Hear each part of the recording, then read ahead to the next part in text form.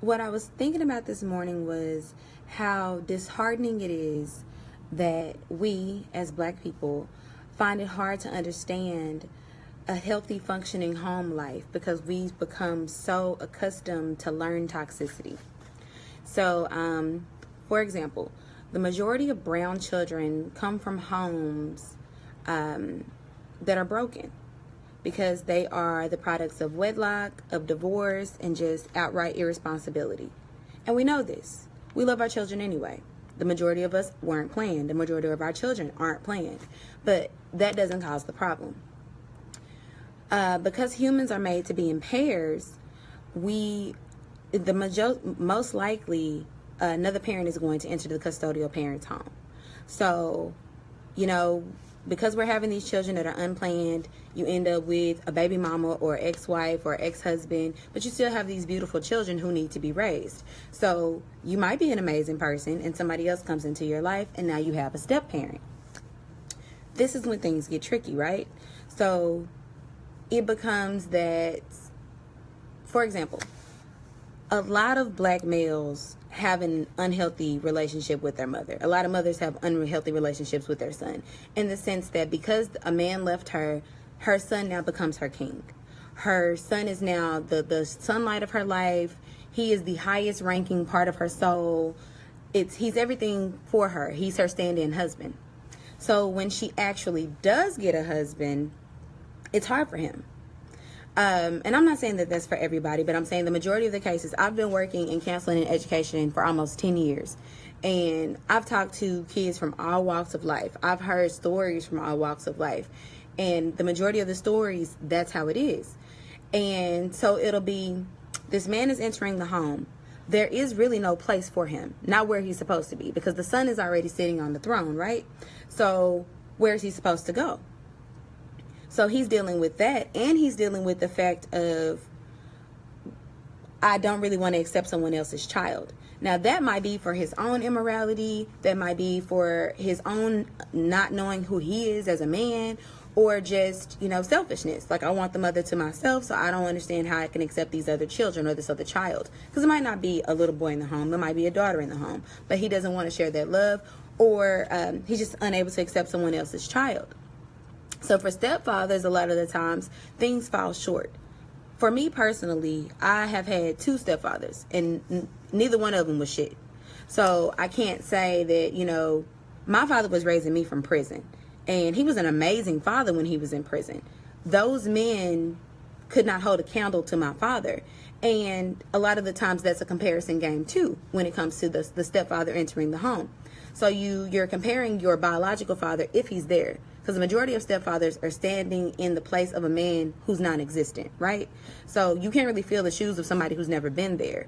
So then you have these young males or these young women who are looking up to their stepfathers, and they're either not receiving the love that they feel like they should be receiving because that man is having trouble accepting someone else's child, or they can't really acknowledge his place because their mother is belittling him.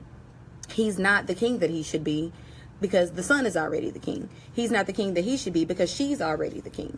So that causes a problem. That creates a broken home. So let's look at the other side of the coin when we have stepmothers. Now, unless in senses of extreme cases, most of the time the father is not the custodial parent. We know that in the Black community. But we have a lot of fathers who are stepping in these days. Like, we don't have, the where my daddy at, Papa was a Rolling Stone issues, a lot that they used to have before we were born, when we were born. But the mothers are usually sharing these children with their biological mothers, because unless the woman is extremely destitute and just, fly by night, she's around. So the stepmother is in a place of, okay, the husband that they now have might still have feelings for that the biological mother, which is most of the time is not the case. If he had feelings, he would be there, right? Or it's the child is struggling on comparing the 2 women. So it becomes like, well, this is my mama, but this is my mama too. The children with the stepfathers don't really have that issue if it's being done correctly. The same thing with the women if it's being done correctly. There are women who find trouble accepting other people's children. Now, naturally, women are more nurturing and more caring than men are, period. So the majority of the time, it's not a struggle on accepting someone else's child. It's accepting the situation. But that's why I say the homes are being broken from the inside out, because if the foundation is not laid correctly, nothing can stand. If when the man enters the home, there's already no place for him, there's no reason for him to be there. If the woman enters the custodial parent, the custodial father's life, and the space hasn't even been cleared, mostly because that mother is the biological mother is still lingering, or the child is unable to understand what's going on. So I feel that as a people, we have to be more conscious on what foundations we're laying. We also have to be more conscious in the toxicity that we're injecting into our own lives. I know so many people who are with people that they shouldn't be with simply because they have children with them.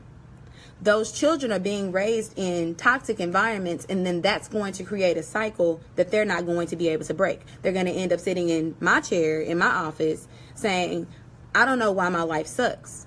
I don't know why I keep dating these boys that are not good for me. I don't know why I keep letting these women mistreat me. I don't know why I'm already pregnant at 14.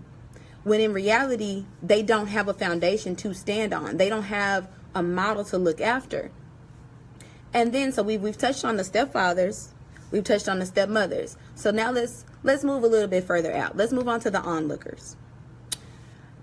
I find it heartbreaking when I see something about a stepfather stepping up or a stepmother stepping up, and the people say, well, why is he doing that? That's not his child. Well, why is she doing that? That's not her child. When in reality, those are their children. If you wake up to somebody every day, you feed them, you clothe them, you pay bills so they're not cold, you put shoes on their feet, you put food in their mouth, that's your child. And I think it's even more disheartening that Black people are more likely to put that title onto an outside person than they are to put it on somebody within the home. For example, let's just say I asked Matt to take Anthony to the doctor. Someone might say, well, why is Matt taking Anthony to the doctor? That's not his son. Why is it not his son?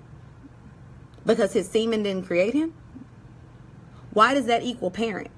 Because we know that as a people, there are plenty of people creating children every single day that are not their children. Biologically, yes. But in reality, they're not. So when you see the comment that will like, she's over there taking care of his kids and she's not taking care of her own. Or she's taking care of his kids the same way she's taking care of her own. Those are her children as well. And majority of the times I see that coming from women, onlookers we're speaking of. We're not talking about people inside the house who have not had the opportunity to witness a love so great. It's overwhelmingly amazing to see someone love a child that they did not create. And I say that from me personally and from the families that I see. I have my friends, my actual friends are amazing people. And a lot of them have had the opportunity to have men step into their lives who have been amazing parents to their children. Way more amazing than the men who helped create them. And that is a blessing. To not have that, it's sad. But to not have that and comment on something that you've never witnessed is even worse. So I would say that when we're throwing around the that's not your kid's title or that's not her kid's title, we need to make sure that we understand what it means to actually be a parent. Because I can speak for me personally. When I'm sick and I cannot, I can't get up and make dinner, Matt is going to make sure that the children eat, all three of them. He's not going to feed Juju and not feed Anthony and Lauren. That's not going to happen. And we live in the same home. And he has been in Lauren's life since she was probably about 5 months old. He's been in Anthony's life since Anthony was 3. As he was my friend, and y'all don't need to know our story, but he was my friend, and then, now we're married. So he's not a stranger to them. I think it's horrible that it's almost a pat on the back when people decide that they're not going to step up to the plate. I don't think you should date a single parent unless you're willing to become a parent. I don't think you should enter someone's home and say, well, I'm my own person, and that person is going to focus on their responsibilities. That is what we have an issue with as a Black people. We say, this is what I'm supposed to do. This is what this person's supposed to do. And none of us are supposed to do anything in between because that's not our responsibility. We as a people struggle with understanding what we're supposed to do, delegating tasks that are not what we're supposed to be doing, and understanding the roles of everybody. And I know we're living in a time when like nobody has a real role. Oh my God, the women can be whoever they want to be and men can be whoever they want. That's not what I believe in. You can believe what you want to believe. That's not what I believe in. There's a place for the king. There's a place for the queen. There's a place for the children. Everybody must know their place. Those children need to see that placement so that they can replicate that model in a healthy way. If you have not had the blessing to be able to witness something work in a healthy way, it's very important for you not to be toxic to anyone else's life. We have to understand ourselves before we can explain ourselves to other people. We can't say, well, white people are trying to break up the Black home when the Black home is crumbling from the inside out. Why is the Black home crumbling from the inside out? Because we're taking out the bricks. If you have a man who's entered your home, who you've chosen, remember, you choose these niggas to be in your house. You've chosen this man, and he's not up to par. Choose another one. Don't allow your child or your children to see what you don't feel like they should be aiming for.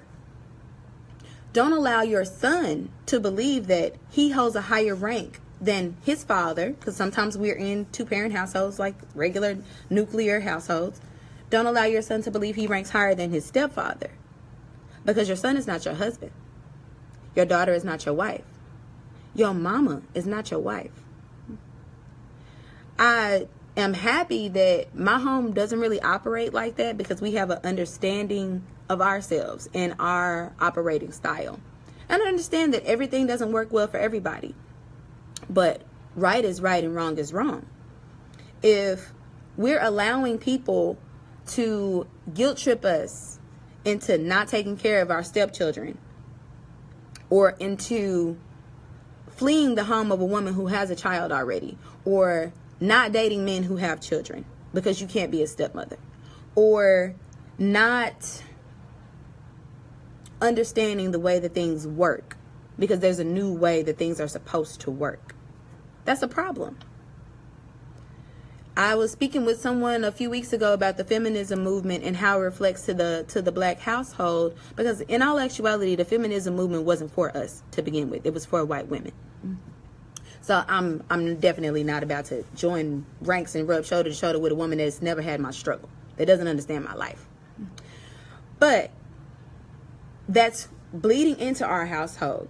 That's not the cause of the problem, though. We are the problem.